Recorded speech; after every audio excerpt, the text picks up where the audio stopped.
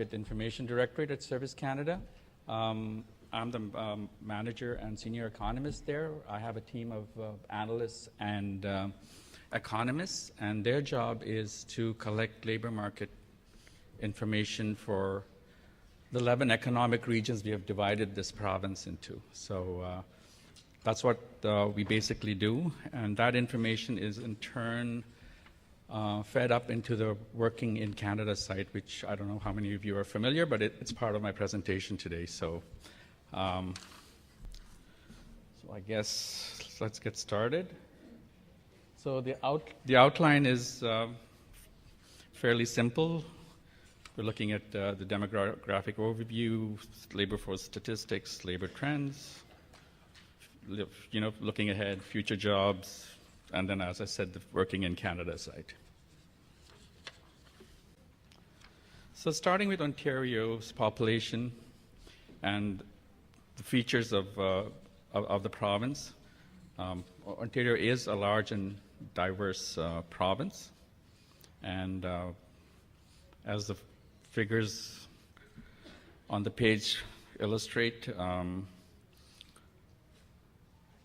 GTA is probably the largest urban center in Canada with over 5.7 million people.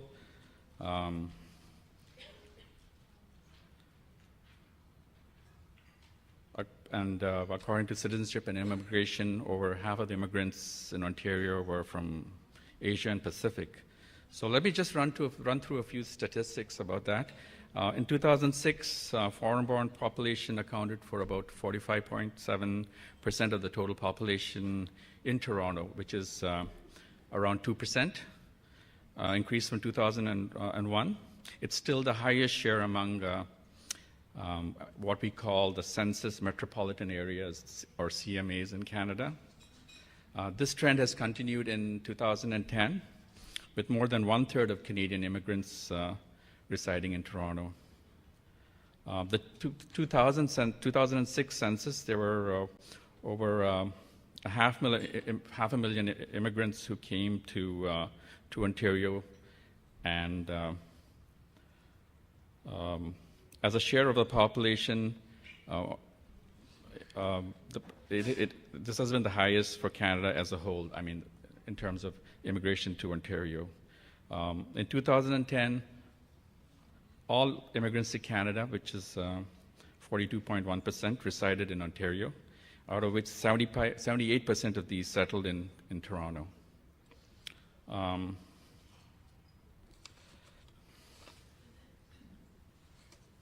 So here we have a graph showing the net international immigration by urban area. And as you can see, the total immigration in the last census was about 2010 is about 118,000, out of which 92,000 migrated to Toronto. So newcomers are the main contributors to Ontario's population growth for the last several years. They're an important source of readily available labor, helping to compensate for the lower fertility rates. Most of them have settled in the Toronto CMA, particularly in the GTA. Studies have shown that areas that have the most net newcomers also tend to have a higher proportion of youth and a lower proportion of seniors. So areas with little immigration tend to have an older than average population. Moreover, their population aging process is faster. Northeast and Northwest Ontario are two such good examples.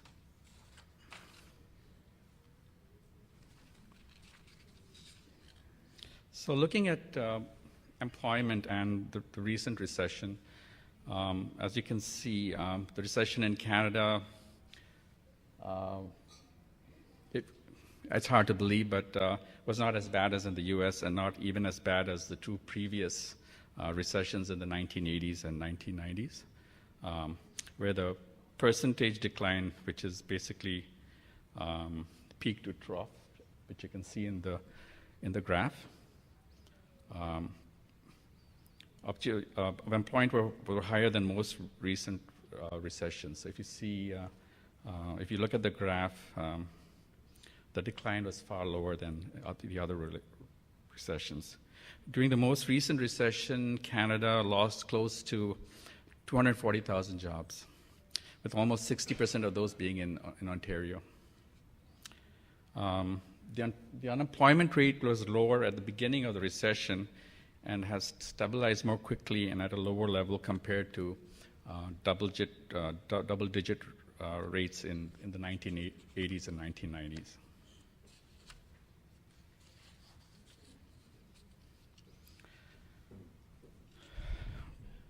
But the data we've been collecting shows that employment in Ontario is weakening in the second half of 2011. So along with Quebec, Ontario is the only other province to record job losses in the last quarter of 2011. Employment in Ontario decreased in the fourth quarter by close to 15,000 full-time positions. This is the first quarterly employment decline since the end of the recession. This breaks a streak of 9 consecutive employment gains. The full-point employment loss of 49,000 also marks the highest quarterly decline since the second quarter of 2009. With slow employment growth in the third quarter of 2011, added to jobs losses in the fourth quarter of 2011, Ontario's employment is now only 55,300 jobs over the pre-recession peak. Ontario's unemployment rate in the fourth quarter of 2011 increased to close to 8% as the number of unemployed people increased in the last quarter of 2011. The other disturbing fact is the province's unemployment rate for youth aged 15 to 24 was 15.7% in the fourth quarter of 2011, which is still pretty high.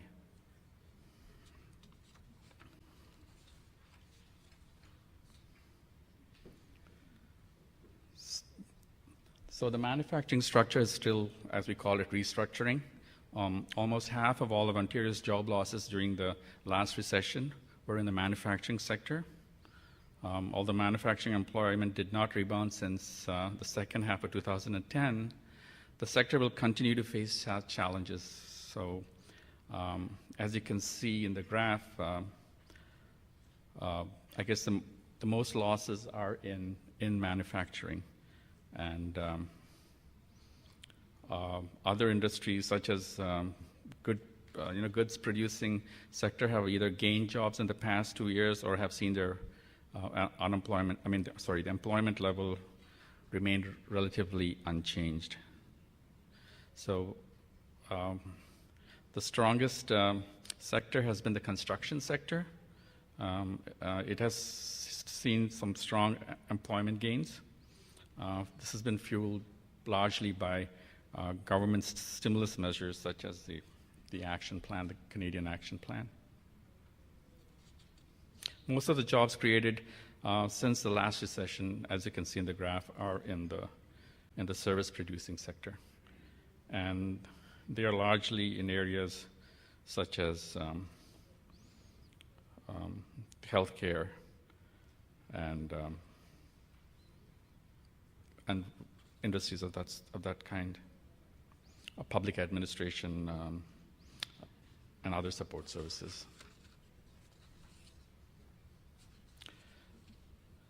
So here's a graph for labor force conditions between different groups, and as you can see, they differ between different groups. So if you look at youth, it's for both sexes, it's close to 16%. But if you look at newcomers, it's like close to 19%. Similarly, for the age group 25 to 54, it's 6.4, whereas it's like 14.8 for newcomers. 55 and over, it's 6.2 for both sexes, but for newcomers, it's almost more than double. It's like 12.7.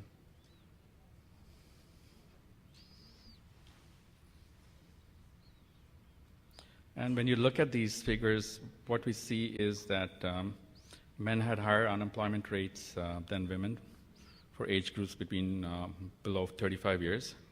And that's largely because of industries that were most affected by the recessions are generally male-dominated, such as manufacturing, construction, forestry, mining.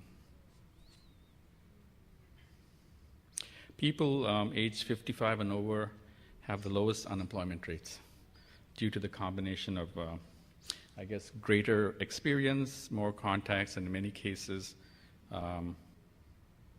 if this older age group cannot find a job, they normally make a decision to leave the labor force. That means taking early retirement.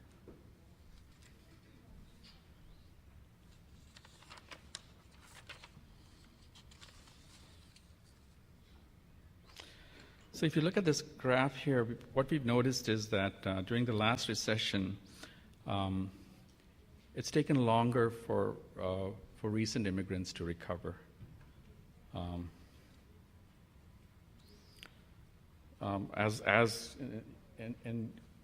If you look at both the previous graph and this particular one, without full knowledge of Canadian labor market, recent immigrants, regardless of economic conditions, are subject to a much higher unemployment rate. This is with reference to people who have migrated in the last 5 years. Immigrants in Canada, particularly those who are recently established, have typically had lower employment rates than the rest of the population. What we find alarming is that unemployed recent immigrants also tend to have higher levels of education than the rest of the unemployed population in the labor force. And when it comes to layoffs, it's always been last in, first out. But as the economy picks up again and hiring resumes, experienced workers generally find work faster, so that is last out, first in. But as you can see in the graphs, especially 2011, it's still, while it has to come down for recent immigrants, it's still pretty high.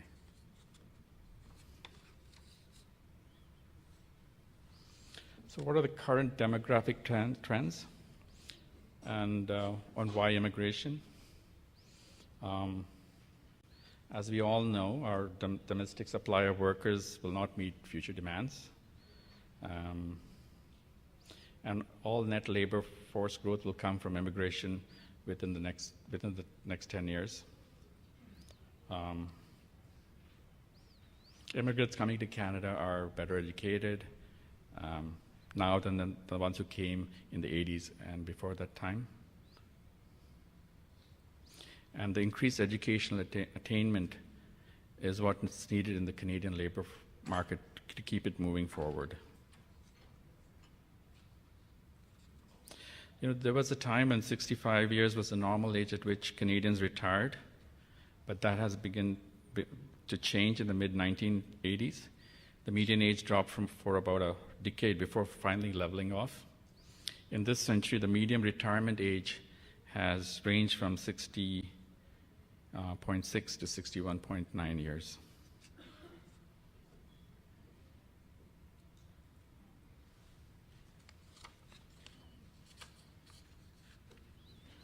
So what labor market information do immigrants need? So firstly, job description, that is to understand the Canadian context. Employment prospects, depending upon which occupation as well as which jurisdiction. Who hires, that's help them research where to settle. So this is what we precisely do in Labor Market Information Directorate. We research and provide as much up-to-date, accurate information as is available for different regions and occupations. And all this information that we collect, it's loaded into what we call the Working in Canada tool. And I'll be reviewing that tool shortly in this presentation. So looking ahead, where will jobs come from? So there are a list of areas where jobs will come from, ranging from expansion in demand to, shortages in expected IT occupations, demand in healthcare. But most of the opportunities will be in skilled trades or jobs requiring a post-secondary education. So, for example, the Greater Toronto area is projected to be the fastest growing region of the province, with its population increasing by about 3 million by 2036. In fact, I think I just got the most recent Stats Canada census figures. They just came out today. And the Ontario population in 2011 is over 12 million, close to 13 million people. Toronto itself has over 2.61 million. And the GTA as a whole has a population of 6 million, over 6 million. So Ontario's population increased by 5.7% between 2006 and 2011. That's more than 70% of the growth. More than 70% of that growth occurred in the GTA. In the GTA, population growth was most rapid in the regional municipalities surrounding the city of Toronto. Just to give you a few figures, York region grew the fastest, at 15.7%, Halton at 14.2%, Peel at almost 12%, and Durham at 8.4%. The city of Toronto had a growth rate of 4.5%. And the population, and like I said, the population of the GTA is now over 6 million. So there's always this question about, I keep reading about this in the paper, is it worth going to college? But as this graph shows you, education still matters. So as you can see, the earning power of people having different levels of education. So if you have less than a high school degree, it's pretty bleak. And just a high school diploma is probably just keeping you above water. But as you go up with a post-secondary certificate or university degree, you can see that the difference in the earning power. So we should still encourage people to go to college. So what are the labor market trends that we see?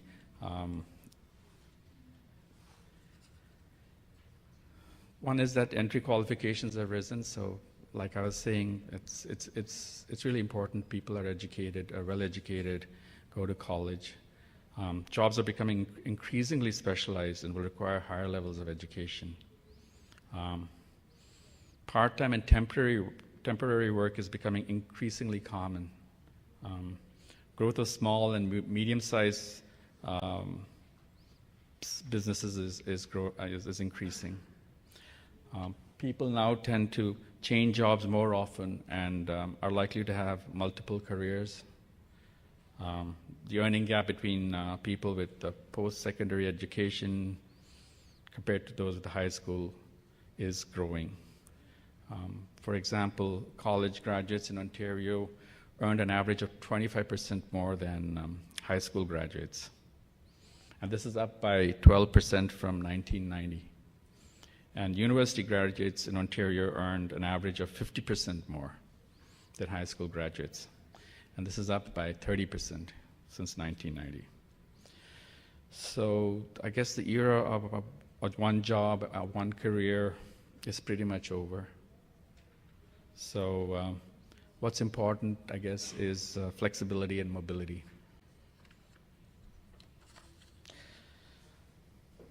So Before I end, I just wanted to walk you through the Working in Canada website. And the Working in Canada website is useful for people looking for a job in Canada, anywhere in Canada for that matter. So what it helps with is it helps you see things. Yeah, it's up there. It's if you go through the site, it's really helpful in letting you know what careers are in demand, what are the jobs of tomorrow, where can I get the education and training I need, what skills and education do I need to advance, things like that. Like I was telling you earlier, most of the data we collect is loaded up into the Working in Canada site. So maybe I'll do a small demo of how you could probably search for an occupation. So could you just type in, let me see, maybe electrician in that box, in the yellow box, and click the first one, the electricians, yes, and then city, put in Toronto.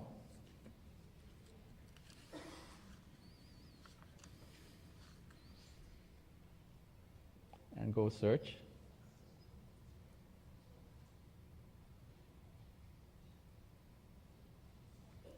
So there you have it. You have the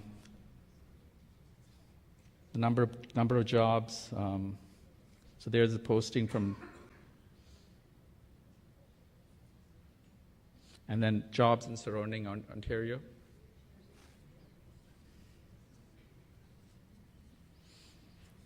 And if you go up, actually, if you don't mind,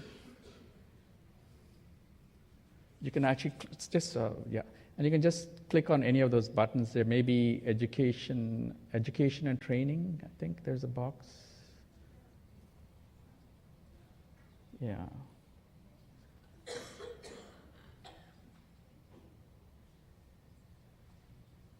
That gives you a list of places you could go and further your skills. So I strongly advise everybody, if they already haven't done it, to go and play around with the Working in Canada site. It's a great tool. And I think I'll be ending my presentation with that. So